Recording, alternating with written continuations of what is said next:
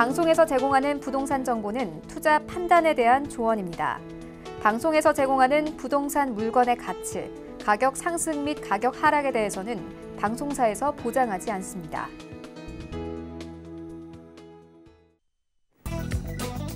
헤드라인 뉴스입니다. 지난 12일 한국은행의 금융기관 대출 행태 설문 결과에 따르면 4분기 국내은행의 대출에 대한 전반적인 태도는 3분기보다 까다로워진 것으로 조사됐습니다. 한은은 여신 건전성 관리 강화, 취약계층을 중심으로 한 차주의 채무 상환 능력 저하 우려 등으로 가계 일반 대출을 중심으로 대출 태도가 다소 강화될 전망이라고 설명했고, 대기업과 중소기업에 대한 대출 태도 지수는 각각 -3으로 소폭 강화될 것으로 예상됩니다. 초고가 아파트를 중심으로 한 똘똘한 한 채 선호 현상은 더욱 강해지고 있습니다. 지난 12일 국토부 실거래가 공개 시스템에 따르면 서울 용산구 한남동 한남더힐은 지난달 4일 전용 면적 243.642제곱미터가 77억 5천만 원의 매매 계약서를 쓰면서 올해 들어 전국에서 가장 비싸게 팔린 아파트 값으로 기록됐습니다. 지난 12일 국토부와 통계청의 서울 유주택 가구의 주택자산 현황에 따르면 2015년부터 2018년까지 서울의 상위 10%의 주택자산은 5억 1,300만 원 증가한 반면 하위 10%는 1,300만 원 증가하는 데 그쳤습니다. 이에 따라 두 구간의 주택자산 격차는 더 벌어져 2015년 11억 7,600만 원에서 2018년 16억 7,600만 원으로 5억 원가량 더 늘었습니다.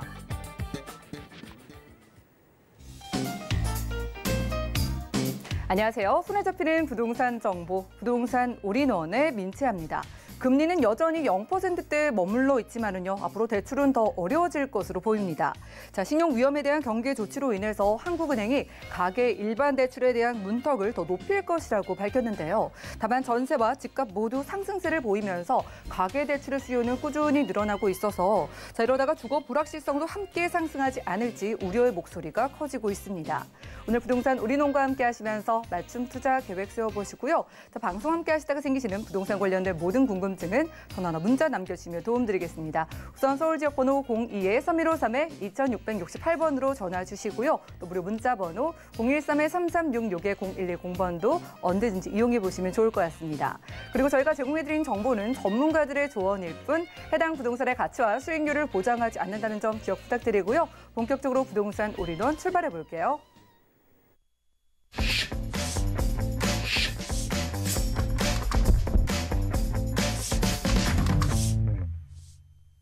자, 오늘 부동산 올인원에서는요, 강남 부동산 투자의 길잡이 우리재테크 부동산연구소의 박영시 소장님 모시고 함께합니다. 어서 오시죠. 네, 안녕하세요. 네, 반갑습니다. 자, 여러분들 부동산 투자하실 때 가장 대표적으로 고려하는 것들 중 하나가 바로 부동산의 유형인데요. 자, 그중에서도 오늘은 많은 분들이 헷갈려하시는 오피스텔 그리고 도시형 생활주택의 정확한 차이점 짚어주신다고 합니다. 이슈 진단 통해서 만나보시죠. 네, 지난 시간에도 다세대화, 다가구에 대해서 좀 말씀드린 것 같은데요. 실제적으로 용도에 따라서 또 불려진 명칭에 따라서 세금이라든가 이런 것들이 굉장히 복잡합니다. 그렇기 때문에 똑같이 보이긴 하나 그래도 내용을 들여다보면 다른 것들이 많기 때문에 그중에서 지금 현재 주택 규제가 워낙 심하다 보니 오피스텔이라든가 상가, 사무실 쪽으로 이제 관심들이 많습니다. 그래서 오피스텔과 또 도시형 생활주택 요거에 대해서 외형으로 봐서는 그렇게 크게 차이가 없어 보이는데 내부를 들여다보면 조금 다르다 이렇게 말씀드릴 수 있습니다. 그래서 그 내용을 한번 비교 분석을 한번 해보겠습니다. 도시형 생활주택은 말 그대로 주택이기 때문에 주택법에 해당됩니다. 주택법에 현재 지배를 받고요. 그래서 공동주택으로 불리는 건축물이다라고 얘기하면 됩니다. 공동주택이라는 게 여러 사람들이 같이 어울려 산다는 얘기겠죠. 우리가 알고 있는 아파트도 이제 공동주택이기 때문에 도시형 생활주택도 현재 한 건물에 여러 세대가 같이 어울려서 사는 공동주택이다 보시면 되고요. 오피스텔은 주택법이 아닌 건축법의 지배를 받습니다. 그렇지만 주택법에 따라서는 준주택으로도 이제 활용이 된다라고 보시면 될 것 같고요. 준주택이라는 개념, 그러니까 주택법에 따라서는 준주택으로 보는 거고요. 건축법에 따라서는 그냥 건축물이다 보시면 될 것 같습니다. 그래서 일반적으로 실제적으로 이 업무적인 부분, 또 업무와 또 주거까지도 간단한 주거와 또 취사 정도를 할 수 있는 조건이다라고 보시면 될 것 같습니다. 그래서 요즘에는 오피스텔 같은 경우도 이제 뭐 아파텔이다 그래서 아파트형 오피스텔이죠. 실제적으로 그것도 오피스텔입니다. 엄격히 따지면은. 그래서 이제 주거와 이제 그 주변에 있는 어떤 현황을 또 따져보고 또 선택하시는 경우도 있는데요.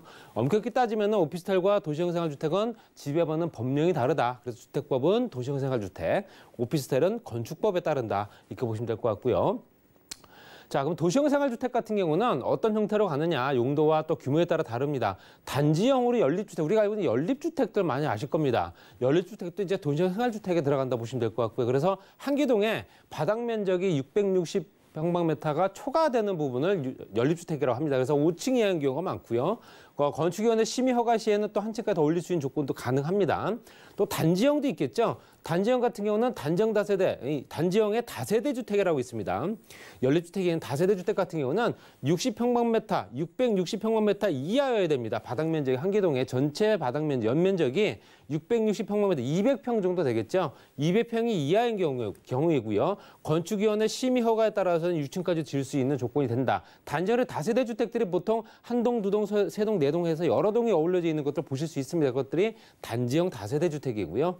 그다음에 이제 원룸형 주택이 있습니다. 원룸형 같은 경우는 말 그대로 원룸이죠. 분령이냐 아니면 이제 오픈되는 원룸이냐 따라 다르겠지만 이제 전용 면적 50평방미터 이하여야 되고요. 50평방미터 15평 정도 됩니다.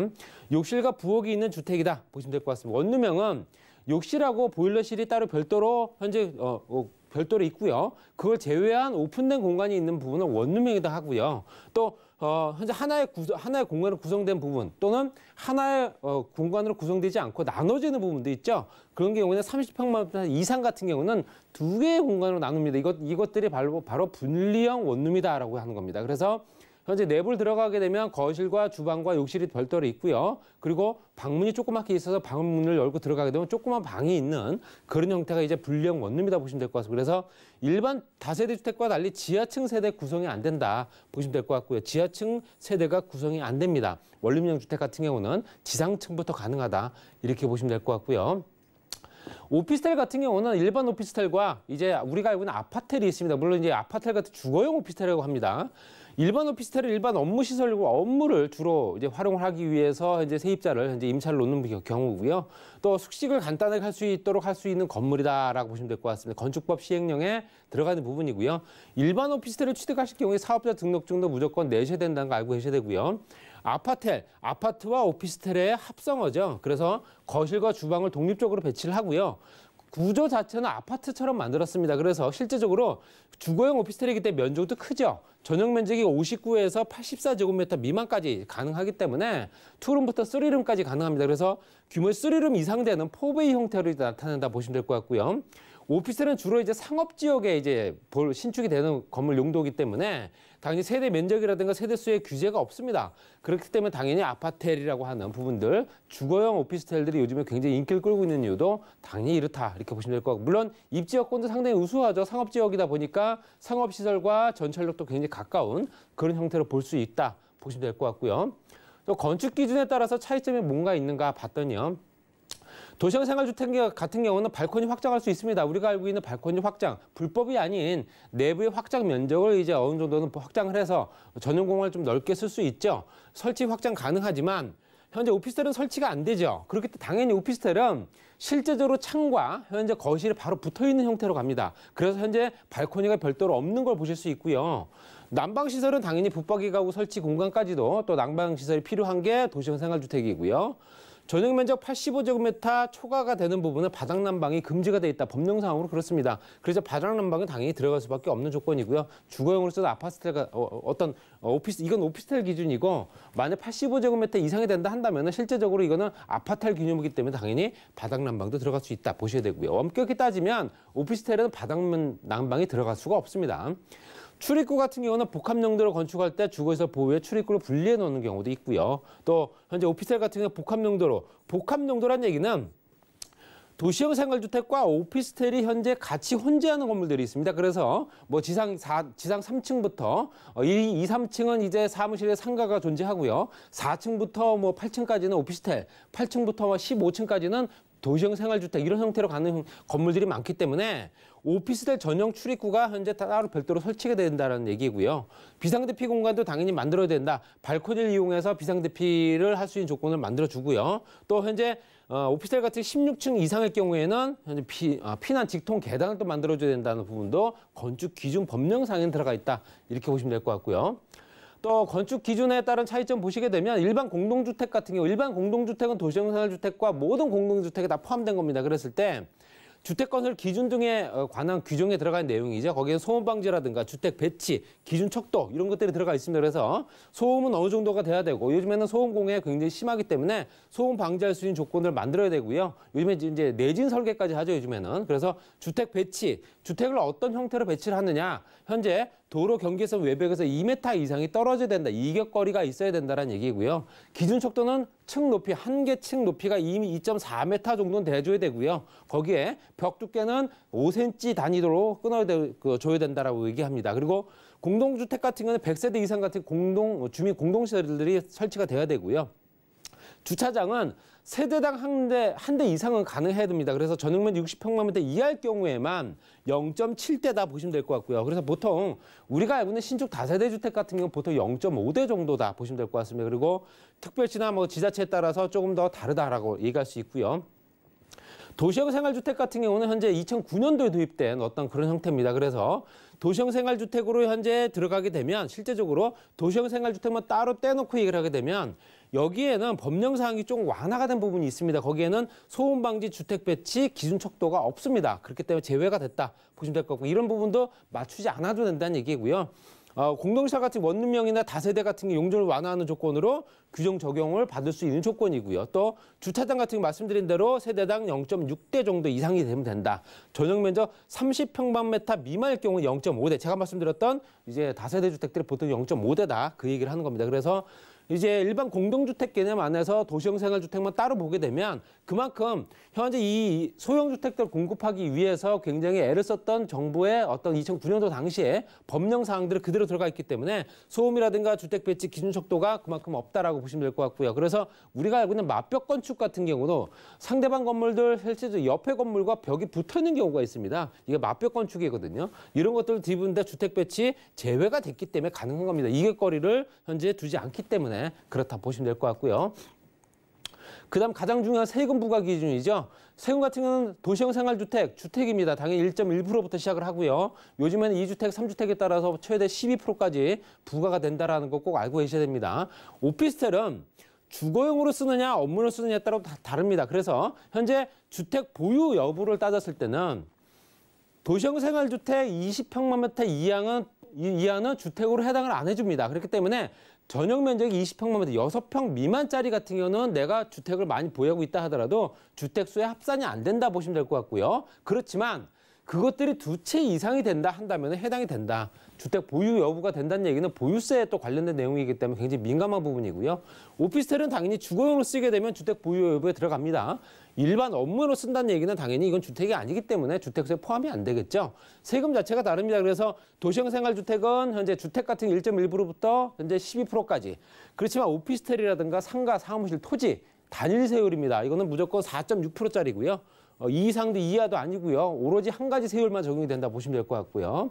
그다음에 부가가치세. 당연히 도시형 생활주택은 부가세가 없죠. 그렇지만 오피스텔 같은 경우는 부가세가 있는 경우도 있고 없는 경우도 있습니다. 실제적으로 부가세가 있다라고 봐야 되는 부분이고요. 주거용도 10%가 부과가 됩니다. 부과가 되고요. 그렇지만 주거용으로 활용을 했을 경우에는 부가세를 환급받기가 어려울 수도 있고요. 또 업무용으로 쓴다면 당연히 부가세 매입세액으로 내가 환급을 받을 수 있는 신청하는 조건이 됩니다. 왜냐하면 업무로 쓰게 되면 사업자 등록증, 특히 일반 사업자 등록증을 내가 발급을 받아서 내 앞으로 사업자 등록증을 만들기 때문에 세금을 환급받을 수 있는 조건이 되지만 주거용으로 쓰는 경우에는 사업자 등록증이 없는 경우도 다 간혹 있습니다. 물론 요즘에는 주택임대사업자를 내기 때문에 주택임대사업자를 활용을 해서 오피스텔 매입을 많이 했습니다. 지금도 가능하고요.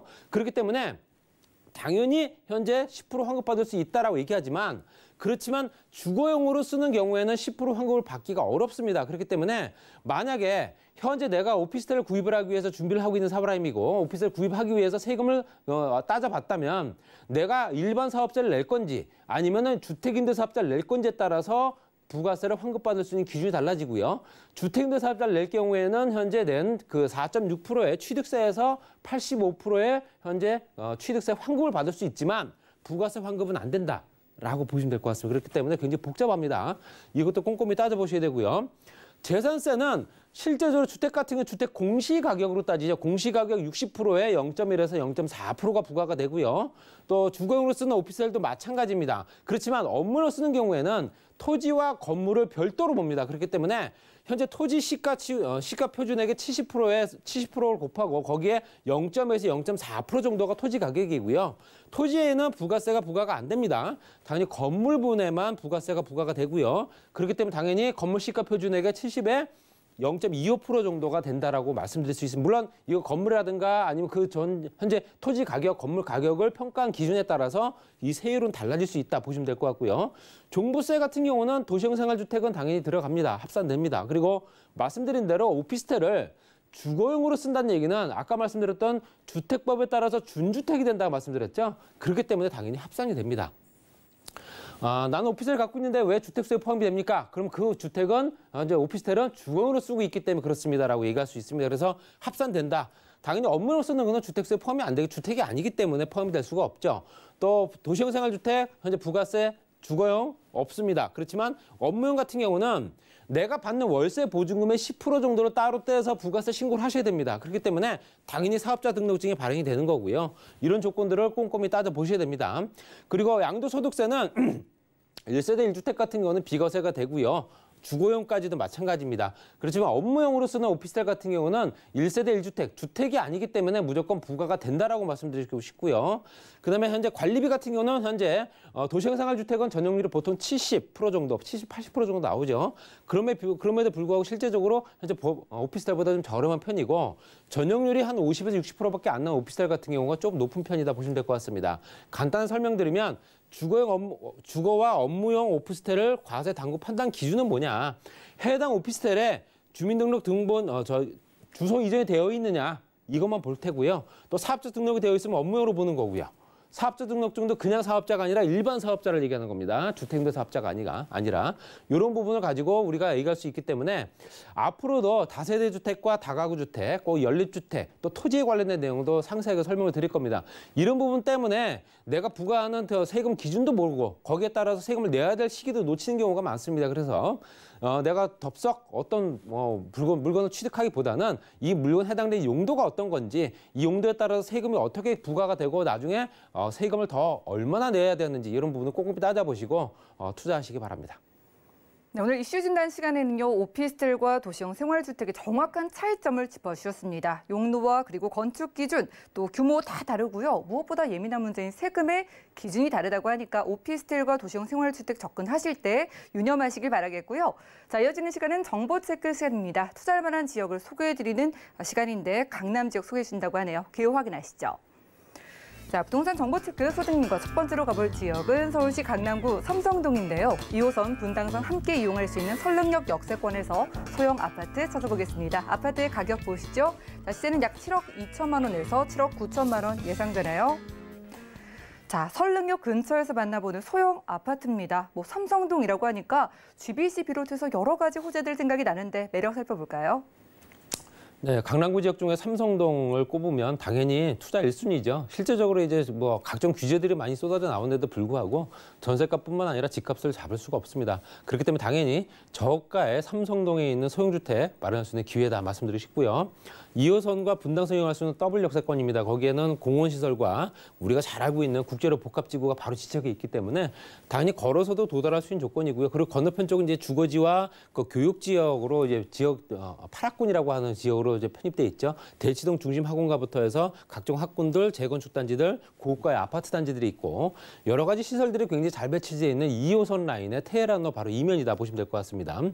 그 주변의 상권 같은 경우는 선릉역과 삼성역을 이용할 수 있는데요. 선릉역 같은 경우는 현재 오피스와 주거가 혼합된 지역이기 때문에 저층 단지부터 높은 고층 빌딩까지 같이 혼재되어 있는 지역입니다. 그렇기 때문에 그 주변에는 직장인부터 현재 유동인구들이 많은 상업시설들이 굉장히 많이 배치돼 있고요. 삼성역 같은 경우는 백화점 중심으로 해서 지하공간 개발, 지하공간에 있는 쇼핑센터 이런 것들 같이 어우러지면서 공연시설까지 연결되기 때문에 당연히 상권 자체는 다르지만 같이 이용할 수 있는 조건이 된다라고 말씀드리고 싶습니다. 그래서 걸어서도 바로 뭐 5, 6분이면 도달하기 때문에 여러 가지 여건들이 굉장히 우수한 지역이다 보셔야 되고요. 주변의 환경 같은 경우는 대치동 학원가 중심으로 그 주변에는 당연히 학군시설뿐만 아니라 교육시설들, 또 교통시설들, 또 문화시설들이 굉장히 잘 배치돼 있습니다. 또 현재 녹지 공간도 풍부하다 보시면 될 것 같고요. 따라서 그 주변에 있는 시세들 거의 동일 면적의 시세를 보게 되면 거의 17억 9천만 원 정도가 최고가입니다. 당연히 거의 3분의 1 정도밖에 안 되는 가격이기 때문에 여러 가지 여건들이 굉장히 저렴하면서도 내가 투자할 수 있는 여건이 된다. 이렇게 말씀드리고 싶고요. 또 삼성역과 선릉역, 역삼역, 강남역까지는 지구단위 계획구역이 되어 있습니다. 당연히 삼성역 개발이 워낙 크기 때문에 연계 개발을 한다 보시면 될 것 같고 역세권 중심으로 그 범위가 정해져 있기 때문에 그 범위에 들어가 있다. 토지 가격 상승은 이제 불보듯 뻔하다 말씀드리고 싶고요. 용도 변경이라도 종상향이 이루어지기 때문에 당연히 앞으로도 투자 가치는 더욱더 높아질 가능성이 굉장히 농후합니다. 그리고 삼성동 복합개발지구는 송파부터 탄천, 한강 정비건조까지 영동들의 통합개발 통해서 지하공간 개발 또 현재 현대자동차와 무역센터 같이 연결된다. 업무 지역과 또 그 외 기타 시설들이 굉장히 많아지기 때문에 앞으로 투자 가치는 더욱더 높아질 겁니다. 현대자동차 이제 고용과 생산 유발효과가 굉장히 큽니다. 그렇기 때문에 100만 명 이상을 보고 있습니다. 거기에는 현재 현대기아자동차 현재 본사 이전 외에 호텔이라든가 또 컨벤션, 공연장 이런 기타 시설들이 같이 들어온다는 얘기는 기타 업종들도 굉장히 활성화된다는 얘기고요. 여러 가지 여건들이 굉장히 그 지역에 사람들을 불러들이는 인구 유입 효과가 굉장히 큰 지역이다 보셔야 되고요. 또 현재 GTX A노선, B노선, C노선 연결되는 노선과 위례신사선 물론 이제 굉장히 오래 걸리는 사업입니다. 그렇지만 확정된 노선들이기 때문에 개통전 효과를 그만큼 많이 볼 수 있고요. 지하역층까지 개발되면서 지하공간 개발을 통해 또 이 유입 인구를 유동 인구를 그만큼 상권을 또 확대하는 조건을 만들어낸다 보시면 될 것 같습니다. 말씀드린 대로 가격 굉장히 저렴하죠. 또 조건별로 했을 때 그만큼 규제를 벗어난 물건이고요. 7억 2천만 원부터 7억 9천만 원까지 임대 예상가 5억 8천부터 6억 2천만 원 보시면 될 것 같습니다. 실투자 금액이 1억 4천만 원부터 1억 7천만 원 보시면 될 것 같고요. 임대 금액은 3천만 원, 월 160만 원 이상 나옵니다. 삼성동의 월세가 굉장히 높은 월세를 자랑한다 보시면 될 것 같고요. 대출 가능 금액 2억 8,800만 원부터 3억 1,600만 원까지 무이자 대출 가능합니다. 실투자 금액이 4억 200만 원부터 4억 4,400만 원까지 보시면 될 것 같습니다. 교통이라든가 업무, 인프라, 교육 여러 가지 여건들이 굉장히 복합적으로 잘 어우러진 지역이다 보니까 당연히 그 주변에 임대료도 굉장히 높고요. 임대료 높은 만큼 그만큼 배우 수요도 풍부한 지역입니다. 또 강남 최대 개발로 인해서 투자 가치가 앞으로 올라갈 또 조건이기 때문에 굉장히 높은 투자 가치를 자랑한 지역이다. 이렇게 보시면 될 것 같습니다. 네, 지역의 가치가 빠르게 올라가고 있는 곳에서 함께했습니다. 강남구 삼성동에서 만나보는 소형 아파트였고요. 다음 지역도 확인하시죠. 자, 부동산 정보체크 박영수 소장님과 두 번째로 가볼 지역은 서울시 강남구 역삼동인데요. 2호선 역삼역 근처에서 이번엔 불량 1.5룸구제 오피스텔 찾아보겠습니다. 오피스텔의 가격 보시죠. 약 3억 900만 원에서 4억 5천만 원까지 예상되래요. 자, 이번에는 강남권의 오피스텔 만나보도록 하겠습니다. 자, 이번에도 2호선 근처인데 바로 확인해 볼까요? 네, 2호선 역삼역이고요. 제가 좀 전에 설명드렸던 오피스텔입니다. 오피스텔의 불량 1.5룸 구조고요. 주거용이든 업무용이든 활용이 가능하기 때문에 본인한테 맞는 투자 방향으로 설정하시면 된다 보시면 될 것 같습니다. 테헤란로 역삼역에서 도보약 3, 4분 거리에 바로 초입에 위치해 있습니다. 그리고 이제 준공이 얼마 안 남았기 때문에 이제 건축물 바로 보실 수 있고요. 그리고 현재 신분당선 연장선이라든가 롯데, 삼성부터 해서 강남대로와 연결된 지역들 그 주변에 현재 IT 창업밸리부터 해서 소규모 또 소상공인들이라든가 중소기업들이 굉장히 많은 지역이죠. 또 대기업들 포진하고 있고 현대자동차 중심으로 한 무역센터 또 그 주변에 삼성동 복합개발지구까지 연결되기 때문에 그만큼 입지여건이 상당히 우수하다 보셔야 되고요. 주변에는 IT 기업이라든가 엔터테인먼트 기업들이 워낙 많이 포진하고 있다. 20, 30대 인구들이 워낙 많은 지역이기 때문에 혼자 사는 인구들이 많죠. 1인 가구가 현재 역삼동이 가장 일을 차지할 정도로 가장 많이 포진하고 있는 지역입니다. 그만큼 1.5룸의 인기가 그만큼 많은 지역이다 보셔야 되고요. 그 주변에 강남역 중심으로 반포IC 또 현재 교통 여건들, 교육이라든가 행정 여러 가지 조건들이 굉장히 우수한 지역이기 때문에 강남역까지도 도보로 이용할 수 있는 조건들, 상권들 굉장히 좋은 지역이죠. 여러 가지 여건들이 현재 젊은 층 인구들이 가장 많이 포진한 지역이다 이렇게 말씀드릴 수 있습니다. 그래서 그 주변의 오피스텔들이 현재 2015년도, 12년도에 신축된 물건들이 굉장히 가격들이 상승 여력이 충분하면서 계속 오르고 있다 보시면 될 것 같고요. 떨어진 적이 단 한 번도 없죠. 그렇기 때문에 당연히 이런 것들도 장래 투자 가치를 높인다 보셔야 되고요. 있고요. 또 그 주변에는 현재 르네상스 복합단지 개발하면서 주거와 또 현재 업무시설과 숙박시설이 같이 만들어집니다. 그렇기 때문에 여러 가지 여건들이 업무시설까지 같이 배치되기 때문에 그만큼 직장 인구가 그만큼 증가된다. 이렇게 보시면 될 것 같고요. 삼성동 복합개발지구를 개발을 통해서 전시장, 컨벤션부터 공연장, 호텔, 판매시설 같이 만들어진 현대자동차. 거기에 그 중심으로 봤을 때는 전철역과 중심으로 한 현재 지하공간 개발, 또 교육통여권 개선 이런 것들이 같이 연결된 지역이죠. 당연히 삼성역과 연결되면서 말씀드렸던 현재 지구단위 계획구역 안에 들어가 있기 때문에 당연히 토지 가격 상승 굉장히 크게 오를 거다 예상하시면 될 것 같습니다. 가격은 3억 900만 원부터 4억 5천만 원까지 부가세는 별도입니다. 임대 금액은 2억 6천만 원부터 3억 8천만 원까지 보시면 될 것 같고요. 실투자 금액이 4,900만 원부터 7천만 원까지 굉장히 저렴합니다. 그리고 임대 금액 2천만 원 월 105에서 120만 원 정도의 높은 수익률을 자랑합니다. 그리고 대출은 가능하죠. 2억 4천만 원부터 3억 4천만 원까지 실투자 금액이 4,900에서 9천만 원 예상하시면 될 것 같고요. 테헤란도 직장 밀집 지역이면서 이제 준공을 앞두고 있는 물건이기 때문에 바로 임대를 받아보실 수 있고요. 높은 수익률 때문에 노후 생활 보장도 가능합니다. 그리고 토지가격 급등 때문에라도 그 주변 시세, 높은 시세가 형성되기 때문에 굉장히 또 장기적인 투자 플랜도 가능하다. 이렇게 보시면 될 것 같습니다. 네, 강남구 안에서도 1인 가구가 집중되어 있는 역삼동에서 함께했습니다. 분리형 1.5룸 오피스텔로 만나봤고요. 무료로 전화 상담도 준비가 되어 있다고 합니다. 요즘 다주택자분들 고민 많으시죠? 다주택자분들 절세 방법을 알려드리고 임대사업자분들의 고민까지 해결해드리는 1:1 무료 상담이라고 합니다. 매주 수요일과 토요일 오후 2시부터 4시까지 무료로 전화를 통해서 진행되고요. 예약 필수라고 하니까요. 02-3153-2668번으로 빠르게 예약 주신 후에 함께해 보시면 좋을 것 같습니다. 오늘 이 시간 채워주신 소장님과는 인사 나눌게요. 고맙습니다.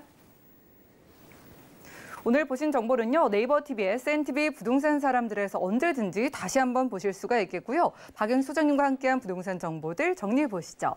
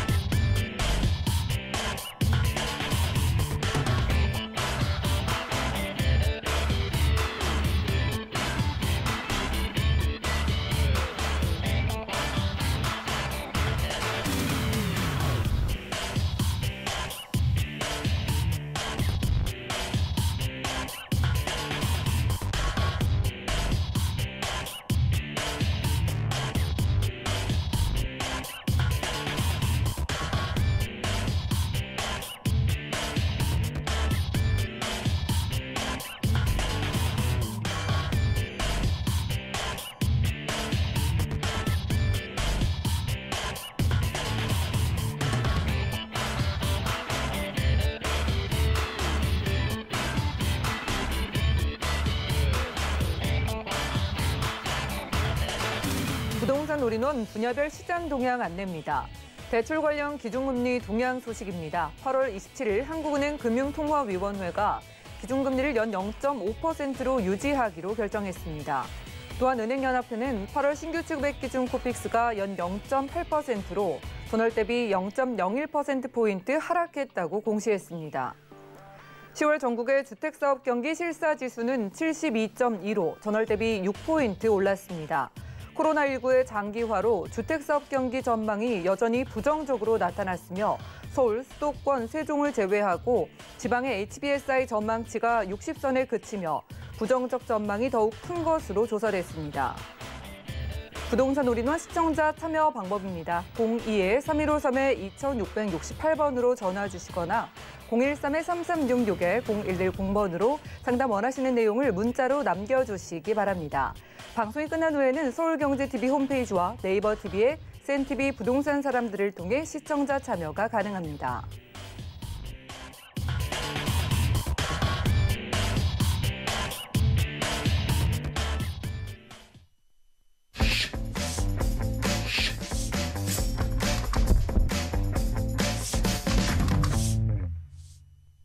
네, 부동산 시장에 대해서 올바르게 이해하려면 정확하고 빠른 정보가 필요하겠죠. 오늘 부동산 올인원과 함께 하시면서 시장 소식과 투자 포인트까지 알차게 챙겨보시면 좋을 것 같습니다. 오늘 옆에 이분 모셨어요. 도심재생연구소의 최한희 팀장님과 함께합니다. 어서 오시죠. 안녕하세요. 네, 반갑습니다. 팀장님, 이 시간에 저희가 항상 투자 지역을 두고 선별해서 만나보잖아요. 어디 가볼까요? 네, 오늘은 종로랑 또 용산을 가볼 건데요. 첫 번째 종로 지역은 사실 굉장히 상업적으로 삥 둘러싸여 있습니다. 그렇기 때문에 24시간 불이 꺼지지 않는 상권이고요. 그래서 종로 업무지구에서 소형 오피스를 소개해드리겠습니다. 두 번째는 요즘 가장 인기 있는 지역이 아닐까 싶은데요. 용산 한강로에서 다세대 주택을 소개해드리겠습니다. 종로, 용산, 서울의 중심에 집중해 볼 수 있는 시간일 것 같습니다. 종로부터 가보시죠. 자, 부동산 정보 체크 최한희 팀장님과 첫 번째로 확인할 지역은 서울시 종로구 중심 업무지구인데요. 1호선 종로 5가역 역세권에서 오피스 사무실 찾아보겠습니다. 자, 오피스 가격은요 2억 8,800만 원에서 2억 9,800만 원까지 예상되네요. 자, 첫 번째 사무실, 오피스로 찾아보도록 하겠습니다. 서울 안에서 상징적인 동네잖아요. 이 종로와 오피스, 밀접한 관련이 있을 것 같은데 어떨까요? 네, 종로에는 정말 많은 오피스들이 있는데요. 왜냐하면 많은 분들이 또 오가시는 지역이고 교통도 굉장히 발달을 해 있다 보니까 새롭게 창업하시는 분들이 이곳에 1인 창업을 하시기 굉장히 좋은 곳이라고 인식을 하는 것 같습니다. 일단 주변을 좀 살펴드리면 지하철도 굉장히 편한 위치에 있습니다. 지하철 종로 5가역에서 도보 4분 정도만 걸어오시면 만나볼 수 있는 오피스고요. 또 145선을 이용하실 수 있는 동대문역에서도 한 5분 정도면 도착 가능합니다. 그리고 오피스 바로 앞에 버스 노선도 굉장히 많이 다니기 때문에 대중교통으로 이동하시기에 굉장히 편리한 위치다라고 말씀을 드리고요. 주변은 상권들이 삥 둘러싸여 있습니다. 굉장히 빼곡한 상업지구이고 또 시장들도 굉장히 많습니다. 그래서 이미 좀 활성화가 되어 있는 곳에 이제 새 오피스가 생긴다라고 생각을 하시면 될 것 같고요. 중간중간에 중소기업도 있고 대기업들도 있기 때문에 계속적으로 정말 활성화되면서 시장이 좀 돌아가는 시장이다라고 생각을 하시면 될 것 같습니다. 그리고 요즘에 이제 그 지역을 살펴보면 굉장히 40-50년 된 건물들이 많기 때문에 노후화된 건물들을 좀 허물고 다시 좀 세우는 작업이 일어나고 있습니다. 그래서 지금 소개해드리는 이런 신축이 굉장히 귀하다라고 말씀을 드리고요. 왜 이런 신축이 귀하냐면 예전에 이제 노후화된 이제 건물 같은 경우에는 엘리베이터나 아니면 주차장이 잘 형성이 되어 있지 않기 때문에 실제적으로 근무를 하시는 분들이 좀 불편함을 느낄 수가 있는데요. 지금 소개해드리는 이런 신축의 오피스 같은 경우에는 이런 것들이 잘 마무리가 되어 있어서 나중에 임대 놓으실 때도 좀 공실 염려 없이 편하게 놓으실 수 있는 위치다라고 말씀을 드리겠습니다. 그리고 녹지 공간도 굉장히 잘 갖추어져 있는데요. 또 일을 하시다가 잠시 휴식을 느끼고 싶으신 분들 굉장히 많으실 것 같은데 바로 앞쪽이 청계천이 있습니다. 그래서 걸어서 청계천을 산책하기에도 굉장히 좋은 위치고 조금만 더 걸어가면 동대문 역사문화공원이 나오기 때문에 요즘 그 주변 굉장히 많이 변한 거 아시잖아요. 쉴 공간도 많고 또 쇼핑할 공간도 많아서 힐링을 느끼기에 충분한 공간들이 곳곳에 있다라는 것을 봤을 때 직접적으로 상업시설과 휴식시설 그리고 자연시설까지도 잘 갖추어진 곳이 바로 종로 중심 업무지구가 아닐까 싶습니다. 네, 저희 오늘 사무실 찾아보는 지역이 종로 5가역 바로 코앞이라고 합니다. 여기서 딱 내리면은 여러 사무실 상가를 확인하실 수가 있겠고요. 동대문 쪽도 5분 거리라고 해요.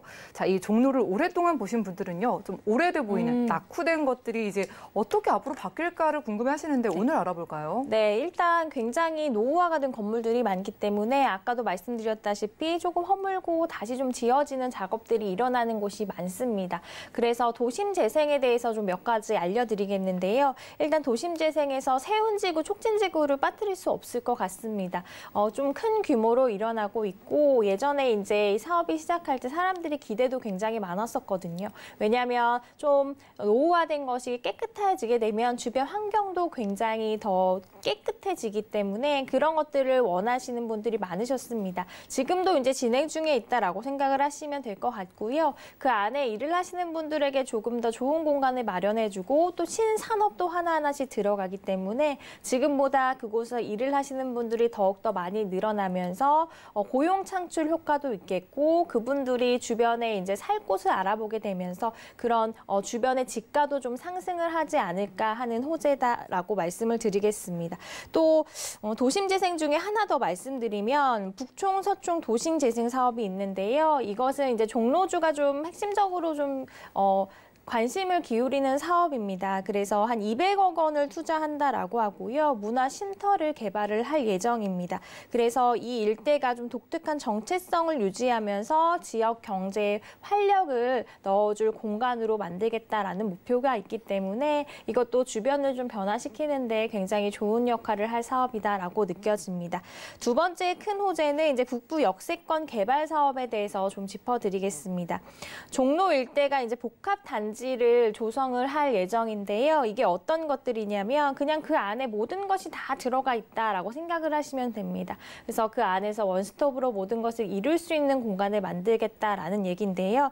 뭐 호텔이나 오피스텔도 들어가고 쇼핑을 할 수 있는 쇼핑센터도 들어가고 또 마이스 시설 같은 이제 회사도 들어가기 때문에 강북의 코엑스를 목표로 하겠다라는 목표가 있고요. 이 일대를 이제 하나하나씩 들어오게 되면 대규모로 일자리가 창출이 되잖아요. 그렇게 대규모로 일자리가 창출이 되면서 집가 상승을 좀 견인하는 역할을 하지 않을까 하는 기대하는 사업입니다.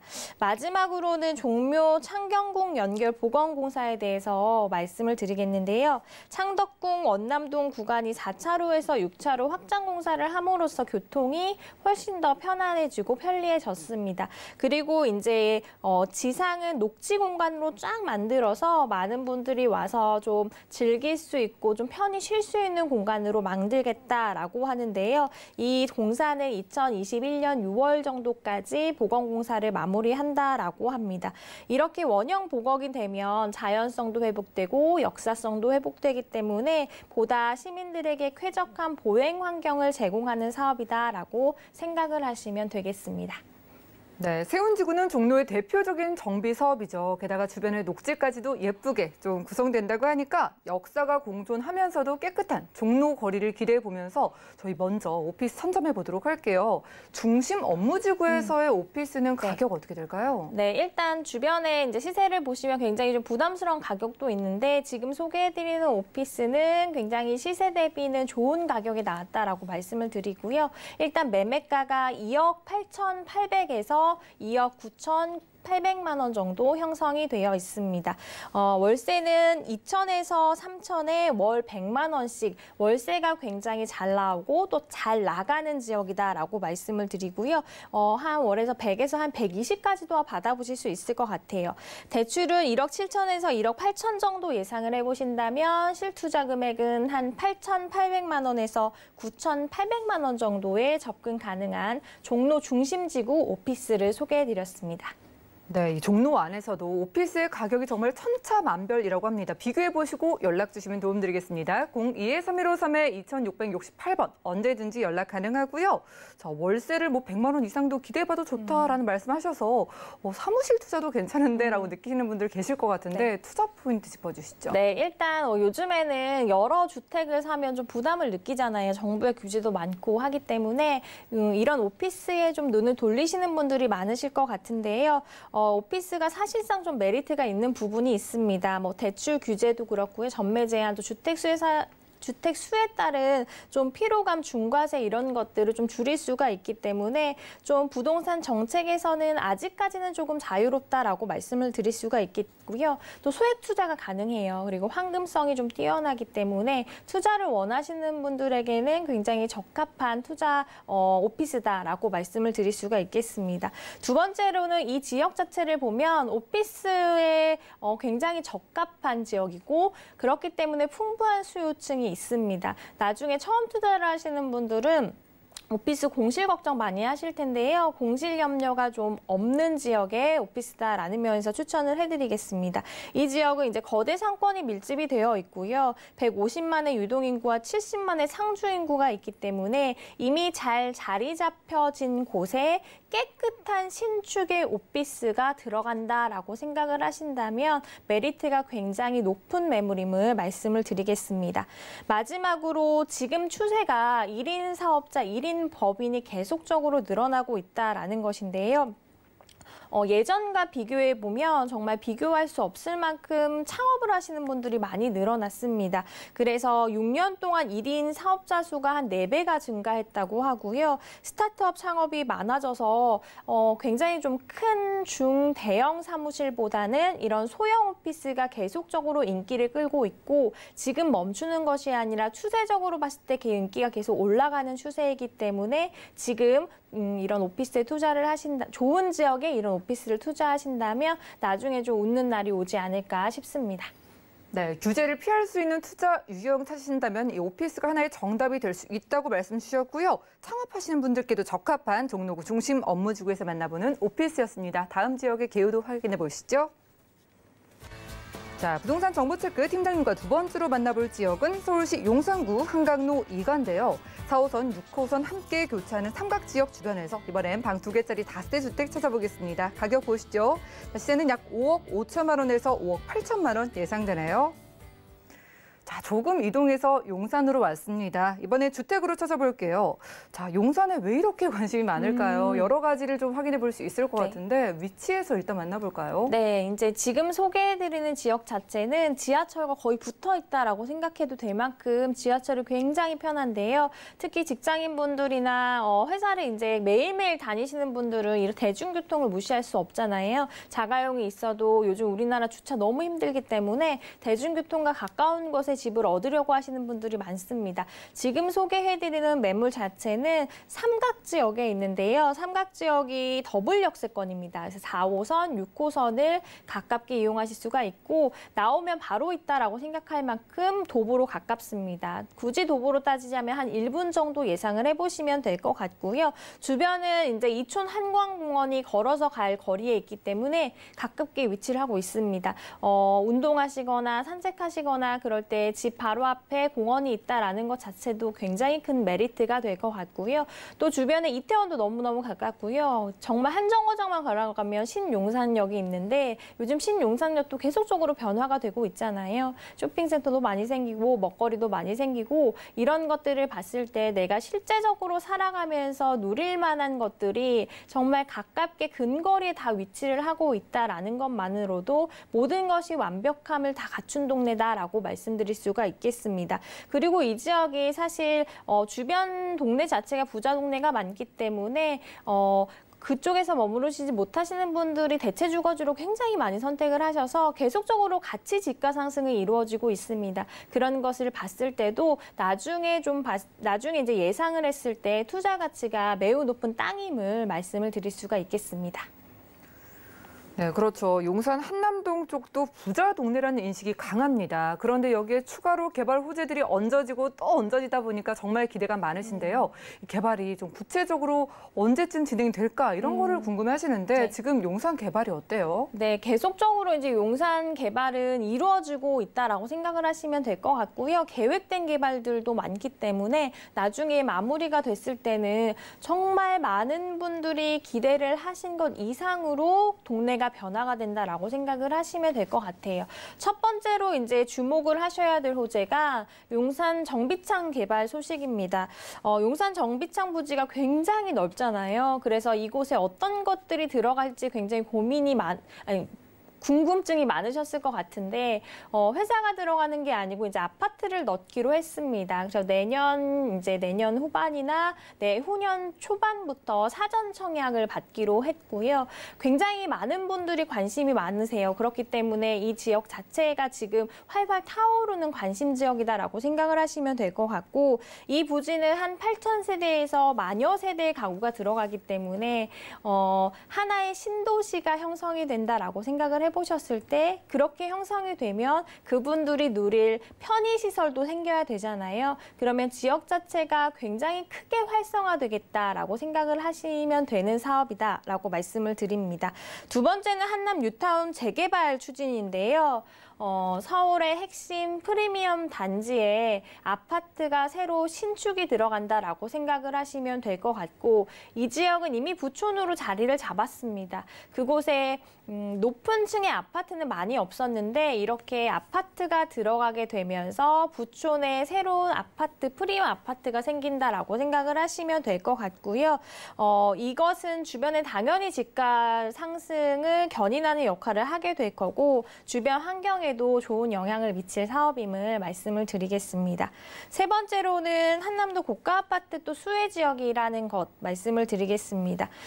지금 한남동은 계속 호가가 막 올라가고 있잖아요. 또 살아보신 분들이 정말 살기 좋은 곳이다라고 말씀들을 하면서 계속적으로 한남동의 인기는 올라가고 있습니다. 하지만 계속적으로 가격이 올라가서 이제 부담을 느끼시는 분들이 많기 때문에 그 주변 지역을 살피시는 분들도 많으신데요. 이런 한남동의 대체 주거지로서 이런 삼각 지역을 선택하시는 분들이 많기 때문에 그런 부촌의 대체 주거지로 선택하기에 굉장히 좋다. 그 생활시설은 그대로 누려보면서 가격은 조금 저렴하게 누릴 수 있는 지역이다라고 말씀을 드리겠습니다. 마지막으로 용산 민족공원 개발 소식을 말씀을 드리면요. 용산 미군기지를 중심으로 국가공원이 용산공원이 조성이 되는데 용산공원이 굉장히 넓게 조성이 됩니다. 그래서 서울시에서도 좀 중심 쪽에 직접적으로 거기에서 거주를 하시는 분도 만족을 많이 느끼겠지만 주변에 좀 떨어진 곳에서 일부러 찾아가서 그 공간을 누리시는 분들도 많으실 거예요. 그러면 유동인구도 늘어나게 되겠고 지역적으로 훨씬 더 많은 분들에게 소문이 나면서 지금의 땅 가치도 높지만 더욱더 땅의 가치가 높아질 사업임을 말씀을 드리겠습니다. 네, 이렇게나 호재 많은 용산에서 역에서 멀리 떨어진 곳도 아니고 코앞에서 만나보는 주택이라고 합니다. 좋은 지역의 초역세권이라고 하니까 비쌀까 봐 겁부터 내실 것 같은데요. 저평가되어 있다고 하셔서 정확한 투룸의 가격이 어떻게 돼요? 네, 일단 지금 상박지역 주변을 보면 계속적으로 집가가 올라가고 있기 때문에 내가 마음을 먹었다면 한시라도 좀 빨리 진입하시는 게 좋으실 것 같고요. 매매가는 이제 5억 5천만 원에서 한 5억 8천만 원 정도 형성이 되어 있습니다. 전세는 1억 7,500에서 1억 8,500 정도 생각을 하시면 될 것 같고요. 이에 따른 실투자 금액은 3억 7,500에서 3억 9,500 정도에 진입 가능한 용산구 한강로에 있는 다세대 주택을 소개해드렸습니다. 네, 인기 많은 용산 안에서 안심되는 투자 금액 궁금하신 분들은 02-3153-2668번으로 빠르게 연락 주시기 바라겠습니다. 자, 모두의 관심 지역이니만큼 나도 좀 관심 가져볼까 하다가도 이미 늦지 않았을까라고 말씀하시는 분들도 계신데 지금 시점에 용산의 투자 포인트 어떻게 보실까요? 네, 일단 계속적으로 앞서서 호재를 말씀드렸는데 지금 용산은 호재가 끊이지 않는 지역이기 때문에 지금의 가치보다는 미래의 가치에 눈을 두시고 투자를 하시면 굉장히 좋을 지역이다 말씀을 드리고요. 두 번째는 그런 이유가 한남 뉴타운 조성으로 인해서 주변에 이제 땅들이 동반 가치가 상승할 여력이 있습니다. 그런 것들을 봤을 때 너무 우수한 지역에 대규모로 개발이 이루어지기 때문에 주변의 집가는 자연스럽게 상승될 것이다라고 본다면 삼각지 지역이 이제 수혜를 받을 지역이기 때문에 추천을 해드리고요. 마지막으로는 4, 6호선 삼각지역 더블 역세권이라는 것도 추천을 해드릴 만한 사항일 것 같습니다. 아까도 말씀드렸듯이 버스나 지하철 가깝게 위치를 하고 있다는 거 큰 메리트고요. 나중에 임대를 놓으실 때도 공실 걱정 없는 부분 중에 이 교통이 가장 많이 차지하기 때문에 그런 부분을 보신다면 좋은 땅에 좋은 매물임을 말씀을 드리겠습니다. 네, 지금도 기대 이상의 호재가 기대되는 지역이라고 합니다. 용산 안에서도 비싼 한남동의 대체 주거지로 떠오르고 있는 삼각지역 초역세권에서 만나보는 투룸 주택이었고요. 자, 알찬 정보 소개 주신 최한희 팀장님과는 인사 나누겠습니다. 고맙습니다. 고맙습니다. 자, 오늘 소개해드린 정보는요. 네이버 TV, SNTV 부동산 사람들에서 언제든지 다시 한번 시청이 가능하고요. 팀장님의 정보들 확인해 보시죠.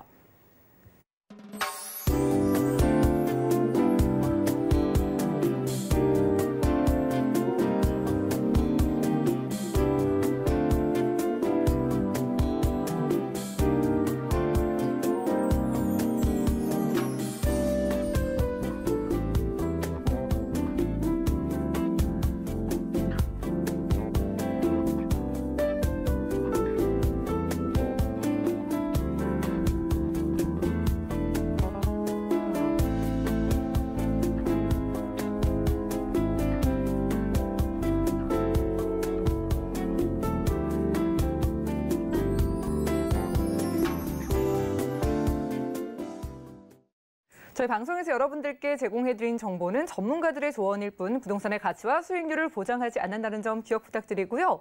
오늘 보신 방송은 서울경제TV 홈페이지 그리고 네이버 TV의 SNTV 부동산 사람들 들어오시면 언제든지 다시 한번 확인 가능합니다. 자, 방송 끝난 이후에도 아래 전화 문자번호 열어놓고 부동산 궁금증 해결해드리고 있으니까요. 02-315-2668번 또 무료 문자번호 013-3366-0110번으로 많은 연락 주시고요. 도움되는 투자 정보로 찾아뵙겠습니다. 오늘도 함께해 주신 여러분 고맙습니다.